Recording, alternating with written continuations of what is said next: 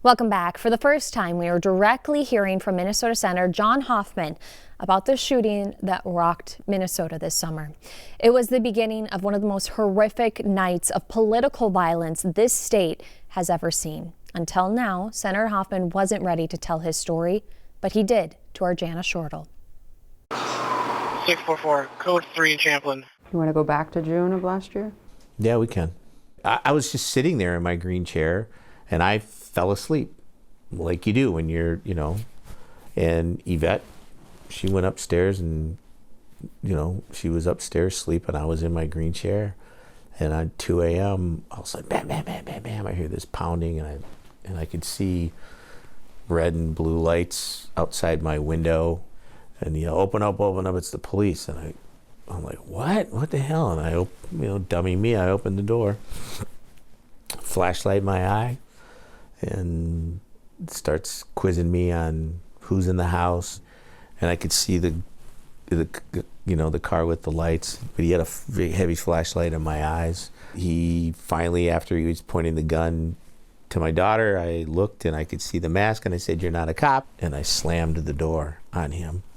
First bullet, then he started shooting, and all I heard was pop, pop, pop, pop, pop. And then time slowed down, Jana. One bullet I saw come through the door actually hit me here. This one was 2 millimeters from my heart. Then this one was also close. This one's still inside me, but this one went down and out my flank. I'm looking in disbelief, like, what's going on?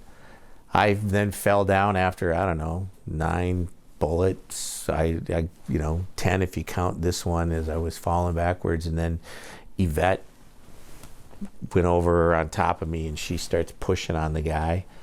And, she shot twice here and 6 times here, but she got the door shut.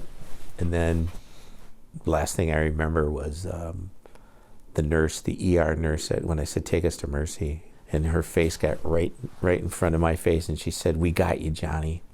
Senator Hoffman then woke up days later, foggy, but he knew he had been shot and that he was still alive. He was told his friends, Mark and Melissa Hortman, who he had dinner with just hours before the shootings, were dead. Then he was told who is accused of trying to kill him. Do you think about Vance Belzer? No, I don't say his name. He doesn't deserve to have a name, because that person almost killed my wife and my daughter and me, and he killed 2 dear friends of mine. Senator Hoffman hasn't lived a minute since June 14th without thinking of the Hortmans, especially Melissa. Melissa, who, as she was arguing with me about one thing, she said, "I'm kind of like that little kid sister that you can't get rid of, She was my little kid political sister. But boy, what a fierce advocate. Absolutely a fierce advocate. That's the thing we can't forget. Part of Senator Hoffman's vow to not forget is to stay in office and run for office again. And he's mindful that he's doing so in the here and now of Minnesota, where once again, a shooting has drawn the nation's eyes to our state. The young woman who was shot in Minneapolis, the sound of that gun was a 9mm sound, the same sound that I heard. That all has a triggering effect. In this world of healing, I'm supposed to be healing and recovering, and I'm recovering. And recovering isn't a linear thing, Jana. It's moment by moment. You have your good days, you have your great days, you have your not so good days, right? Doesn't it ever get to be too much? Oh, absolutely. And then I'm at a crossroad. Do I withdraw or do I keep engaged? Purpose becomes clearer. 100%. It's not about me. It's about what we do collectively. Does that make sense?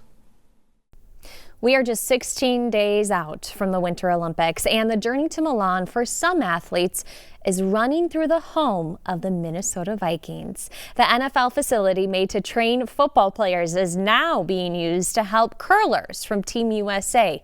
Our Alicia Lewis got a behind-the-scenes look at the training house in Eagan. When you think of a curler, beer drinking, there's the dad jokes that come along with curlers. You used to be able to smoke on the ice, drink on the ice. There were benches halfway down. There are images from the 1970s World Championship where you have players who have cigarettes in their mouths. the stereotype of a curler has significantly changed, especially when it comes to their athleticism. For centuries, curlers have been throwing heavy objects down a sheet of ice. Today, they are lifting them.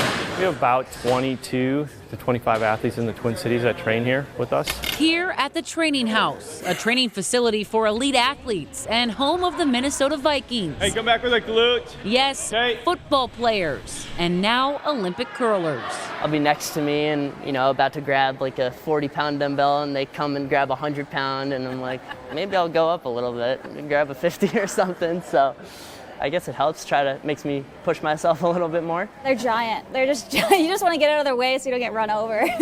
Whether you're tossing a pigskin or throwing a stone, elite athleticism comes in all shapes and sizes. The better we are in shape, the stronger we are, the better we can perform on the ice and within the sport. After U.S. curling won its first Olympic gold in 2018, the sport was thrown into the spotlight, putting Minnesota curlers on the map. The partnership with the NFL, the Vikings, and the team that we have here at TCO has been fantastic.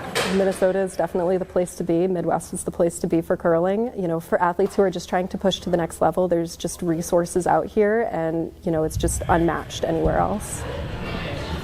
Oh, so excited. Stick with us, everyone. We got more news and weather coming up after the break.